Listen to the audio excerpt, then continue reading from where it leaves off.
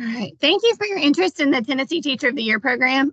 I'm so glad that you can join us today.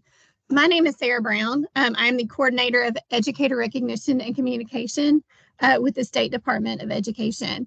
I am your liaison for all things Teacher of the Year. So if you have any questions, you are welcome to reach out to me, and I will respond as quickly as I can. Okay, a couple more coming in.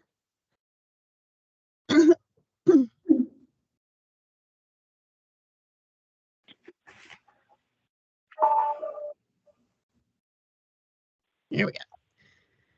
All right, so today we are going to talk about the overview of the, we're going to do an overview of the Tennessee Teacher of the Year process application part 1.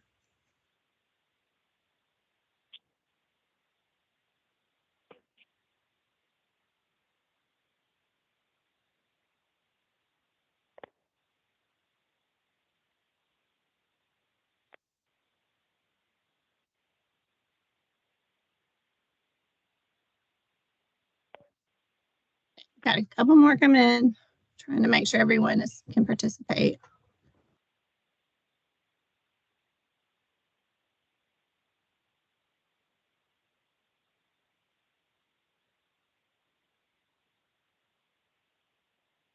All right, this webinar will provide an overview of the Teacher of the Year application part 1 and best practices. So the goal of the Tennessee Teacher of the Year program is to recognize and celebrate the wealth of excellent teachers that exists across the state. We applaud teachers who devote their professional lives to enriching.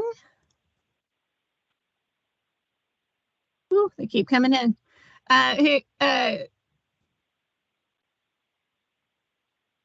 We applaud teachers who devote their professional lives to enriching the lives of Tennessee students and who demonstrate exceptional gains in student achievement.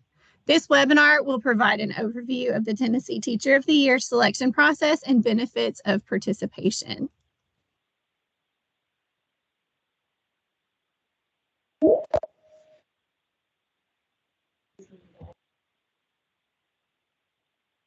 right, so our learning objectives for this session. Following the completion of this training, learners will be able to identify the components of the Tennessee Teacher of the Year Part 1 application and identify best practices for approaching each component.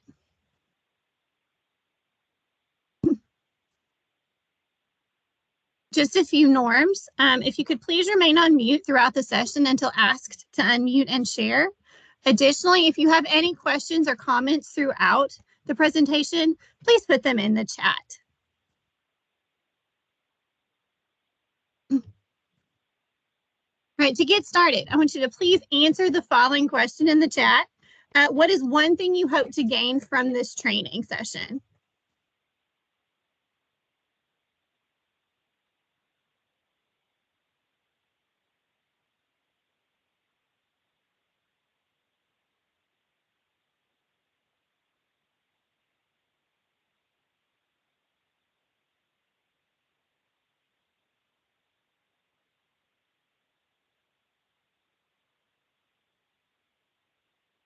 All right, so I see a deeper understanding of the process and expectations.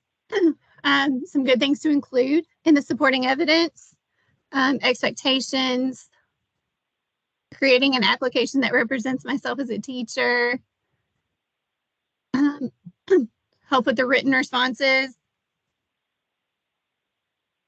the requirements to move forward. Whoop.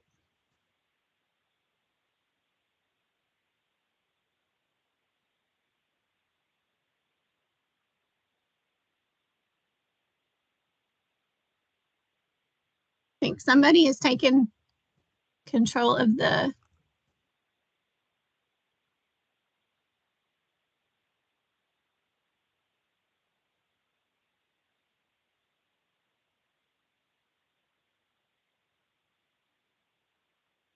okay, not sure what happened there. We had a technical thing. Better understanding of evidence needed with response questions, ideas for proceeding, effectively completing part 1. Okay. Those are all things we will cover in this session.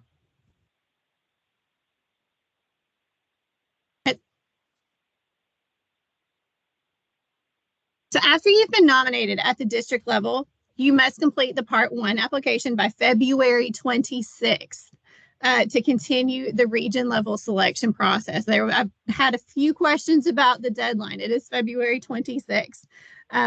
You can find the Part 1 application on the Tennessee Teacher of the Year website, as well as in the direct email sent to you by the Tennessee Teacher of the Year coordinator. That's me. So it should be in your email. If you do not have it or you need it again, you may reach out and I will happily email it to you again. The Part 1 application contains basic information about yourself and your school, 3 written response questions, and an optional opportunity to submit up to 3 pages of supporting documentation. After all applications are submitted by February 26th, regional scoring committees will identify 1 region level semifinalist in each of the 3 grade bands for each of the 9 regions, for a total of 27 region level semifinalists across the state. All region level applicants will be notified of their application decision by March 13th. So February 26th is the due date, and it's 11:59 p.m. Central Time, because that's where we work, because I'm in Nashville. And then you'll know by March 13th. All right, so now let's dive a little bit more deeply into Part 1 application components. There are 3 main components of the Part 1 application. The first section is basic information, and it is not scored. And it includes demographic information, information about your teaching background, and score and district information. So please note the demographic information will not be shared with the review committee. And the Tennessee Teacher of the Year will be selected without regard to race, color, religion, sex, age, or national origin. And it will not be discriminated against on the basis of disability. This information is primarily collected for program monitoring and evaluation purposes. The second section, response questions, includes 3 written responses that are limited to 500 words each. We will explore the questions more deeply on the following slide. Lastly, the third section is optional, supporting documentation. Supporting documentation is permitted to provide additional evidence for references made in your extended responses. Some examples of supporting documentation include student work, teacher effectiveness data, lesson plans, parent or community communications materials, etc.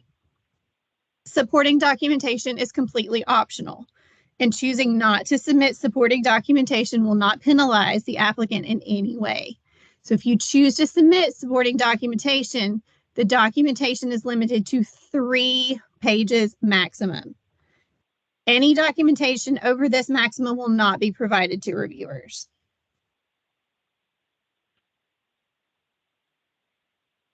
All right, so please answer the following question in the chat. True or false? Basic information will not be shared with the review committee.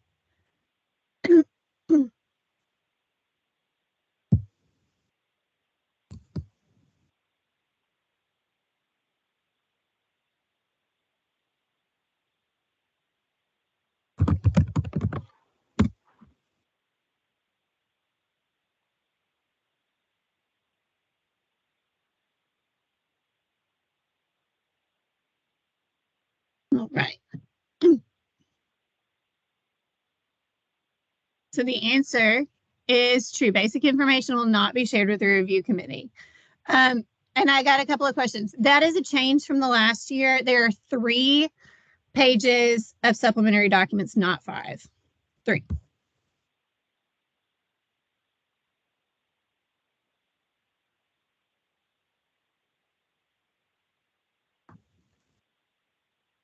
Okay.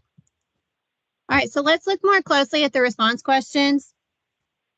On the Part 1 application, applicants will respond to 3 response questions that each have a 500-word limit.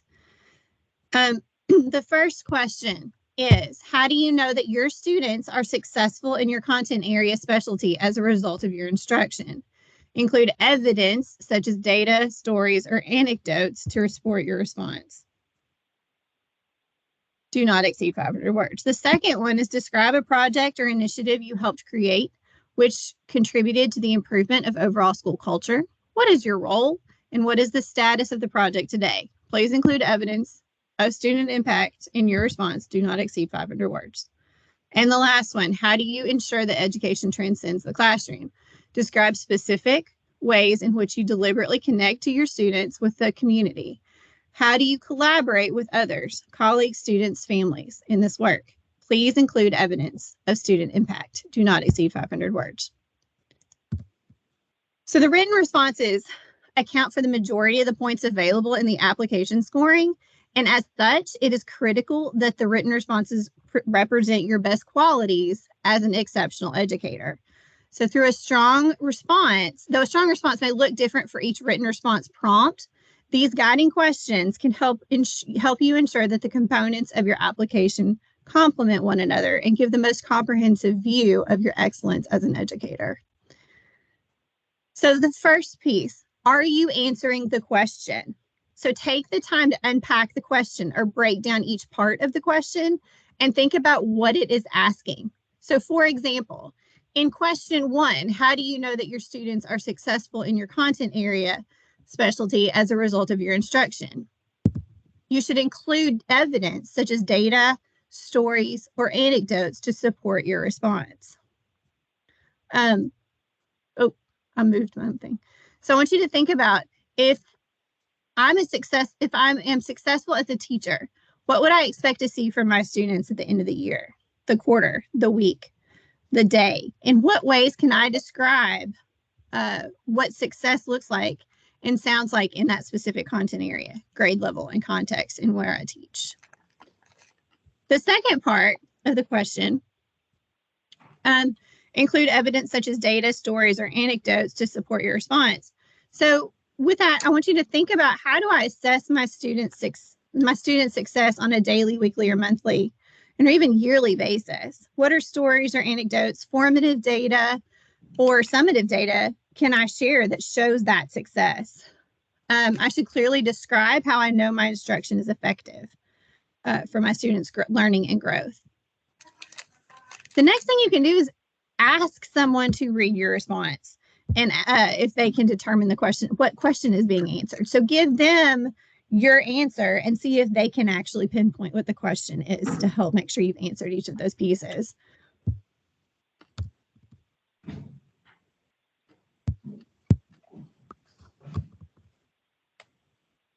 The next piece. So are you giving a comprehensive picture of yourself as an educator throughout all of the responses? To try to avoid using the same example or idea in each of your responses to each question, your goal is to give a complete picture. Give as many different examples as you can. So are you writing to show what learning looks like in your classroom? So think about the language that you're choosing. Write to show, not to tell. So use examples and stories of things that students, parents, or colleagues have said or done. Show how your work influenced the learning and the growth of others through examples and evidence. Highlight your accomplishments rather than being humble about them.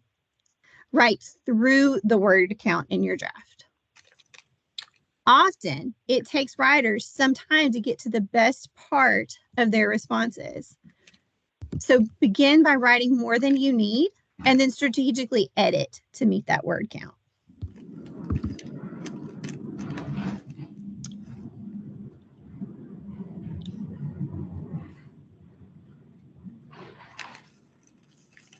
So please answer the following question in the chat. True or false, responses must cite achievement data to receive a favorable score from the review committee.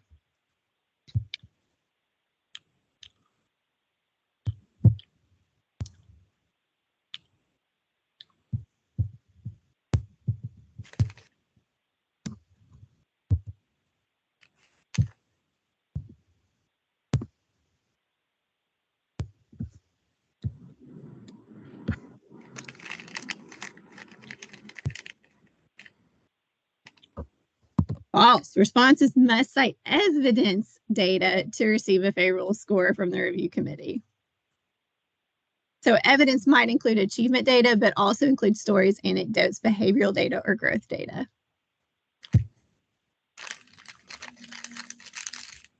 All right. So now let's look at the second optional scored component, supporting documentation. Supporting documentation is permitted to provide additional evidence for your references made in your extended responses. So some examples of supporting documentation include student work, teacher effectiveness data, lesson plans, parent or community communications materials, etc. So please ensure all supporting documentation adheres to your school and or district's privacy policies. So thinking about things like media releases, especially with your photos. It's important to note that the application, including supporting documentation, will be redacted for identifying information to reduce potential unconscious bias. As such, it is best to ensure your supporting documentation is still easily understood without school logos, names, or specific addresses.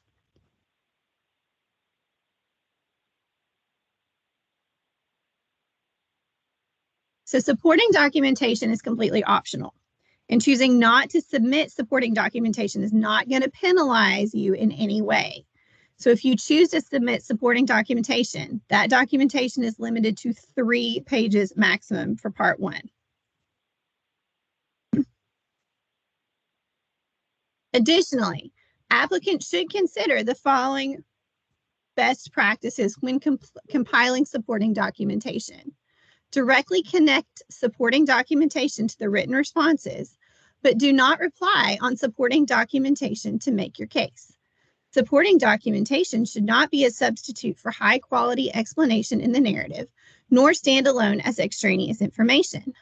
Effective supporting documentation should extend a reviewer's understanding of your written responses by directly connecting to aspects of the narrative where additional evidence, such as student work, may make your writing clearer. Ensure each page of the supporting documentation demonstrates the Teacher of the Year criteria. In some cases, you may identify that the written response prompts do not permit you to share characteristics of your teaching or specific experiences that fully demonstrate your ability to serve as Teacher of the Year. Like the best practice above, effective supporting documentation can serve to expand your reviewer's understanding of your ability to meet the Teacher of the Year criteria. To ensure reviewers understand what they are viewing and why it is important, be sure to provide notes with relevant information and context for any materials not directly addressed in the narrative.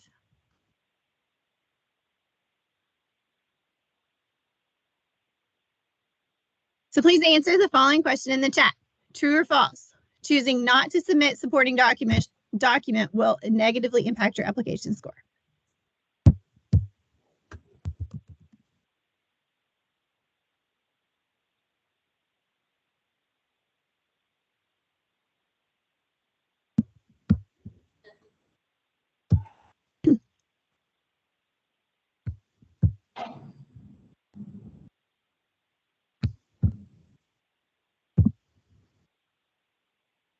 False. Choosing not to submit supporting documentation will not negatively impact your application score.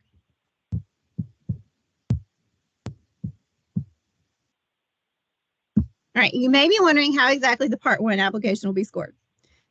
Each response question will be scored individually and will be assessed according to the degree to which the response adheres to the standard grammar, spelling, and punctuation conventions, answers the question clearly and concisely, and provides a compelling narrative that speaks to the applicant's ability to serve as the Tennessee Teacher of the Year.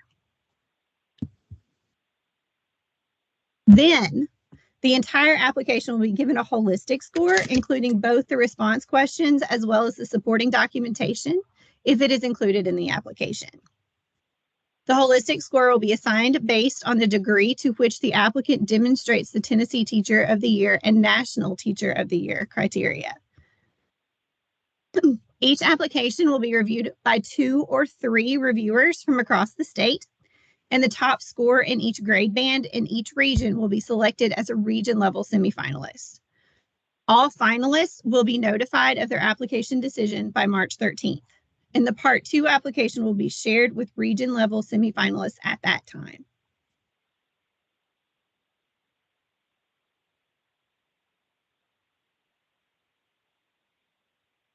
Does anyone have any questions?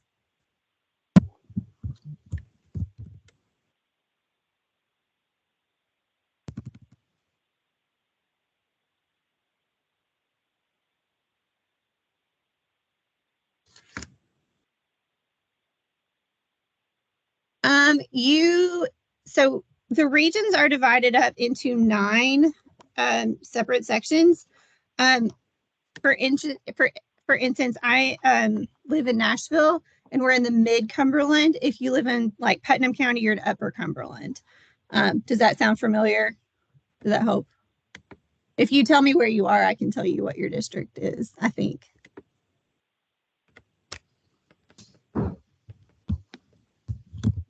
The question was, how do we know what region we're in? Williamson is actually in, let me look at my map. Williamson, mid-Cumberland. What county is Arlington? Or is it Arlington County? Shelby and surrounding districts actually are a system all on their own. It should send you the next question is, will we receive a confirmation that our application has been received? It should send you a response email. If it does not, I can look, if you email me, I'll look it up for you and make sure that I've gotten it.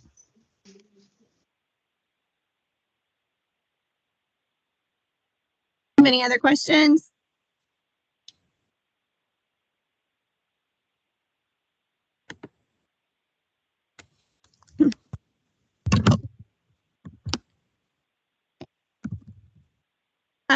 Some additional resources, the Tennessee Teacher of the Year website. I will remind you that from previous communication, as well as in our last webinar, the website is under construction, so only pieces have been updated, but there are some good resources, and some of the resources from last year are still good resources, but there may be just some slight differences in application requirements. So keeping that in mind as you are looking at those. Do years of experience include the current year? Yes. It should be a PDF is the best way to pull everything together onto to upload everything. So the question was, there's a spot on the website somewhere that describes how to best put all the photos, et cetera, into supporting documentation PDF.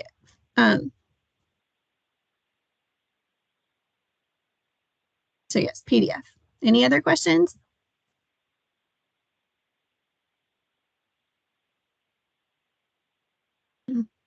And then if you, again, have any questions, you always can email me. I will respond as quickly as I can. So we will have the 3rd webinar in this series for approaching Part 2 of the Teacher of the Year application on March 21st. We also will have office hours every Monday from 3 to 4. I will be here ready to answer questions and talk to you if you need anything. We will go until April 10th. I do believe, if I'm not mistaken, there is a holiday on February 20th that I did not account for in all of the information. So we will not have a webinar on February 20th. So just prepared for that. But again, you can always email me questions.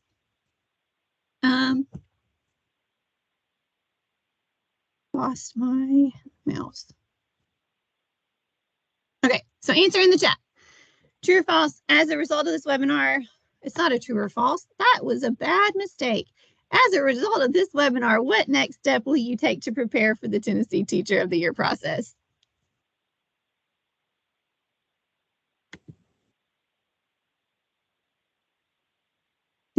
Submit part 1.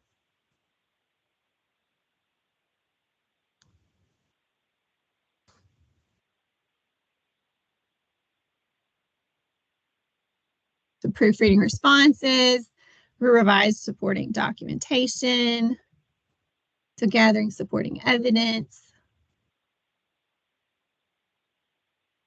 find somebody to proofread everything, reviewing the first webinar, looking for evidences documentation. All right.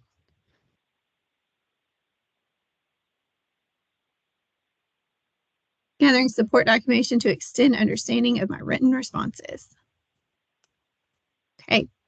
That is all I have. I'm going to go ahead and stop recording now, and then I will leave it open for any other questions that you may have.